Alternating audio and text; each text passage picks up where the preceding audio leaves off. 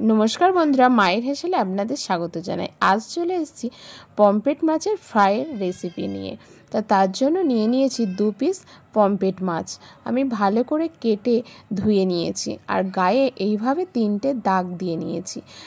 আর নিয়ে নিলাম এবার হাফ চামচ লবণ আর হাফ চামচ হলুদ। আমি ভালো করে মাছগুলোর গায়ে ডলে ডলে মাখিয়ে নেব।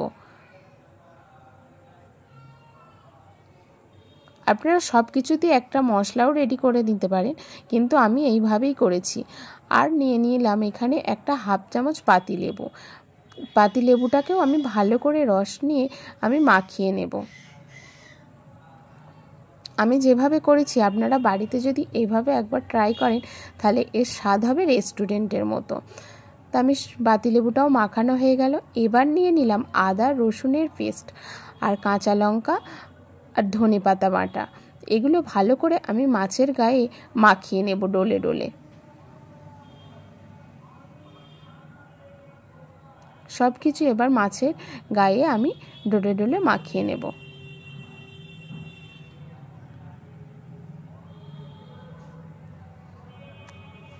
আমার সব কিছু মাছের গায়ে মাখানোর পর এবার আমি দিয়ে নেব 1 চামচ টক দই। টক দইটাকেও আমি ভালো করে মাখিয়ে নেব।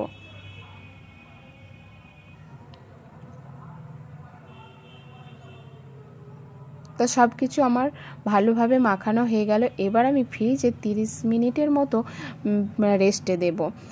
তো আমার 30 মিনিটের পর আমি বার করে এবার সব কটা মশলা আবারও মাছের গায়ে দিয়ে নিয়ে এবার বাকি মশলা একটু মশলা মাছের মুখের মধ্যে দিয়ে নেব। সেগুলো দিয়ে এবার আমি নিয়েছি এখানে ব্রেড ক্রাম্বসের মধ্যে মাছগুলোকে আমি ফোল্ড করে নেব।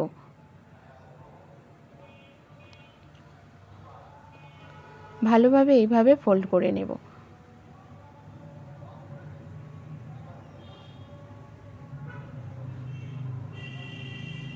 আমার একটা মাছ হয়ে গেছে আর একটা মাছও আমি করে নিলাম। করে নিয়ে এই সময় আপনারা ফ্রিজেও রাখতে পারেন। আমি রাখিনি, আমি ডাইরেক্ট কড়াইয়ে সর্ষের তেল দিয়ে আমি ভেজে নিয়েছিলাম। এবার আমি মাছগুলো ভেজে নেব। তো আমার এক পিঠ ভাজা হয়ে গেছে, আবার আমি অন্য পিঠটাও উল্টে দিয়ে ভেজে নেব। তো আমার মাছ ভাজা হয়ে গেছে, এবার তুলে নিলাম। আমার এই পমফ্রেট ফ্রাইয়ের রেসিপি আপনাদের যদি ভালো লেগে থাকে তাহলে বাড়িতে অবশ্যই একবার ট্রাই করে দেখবেন।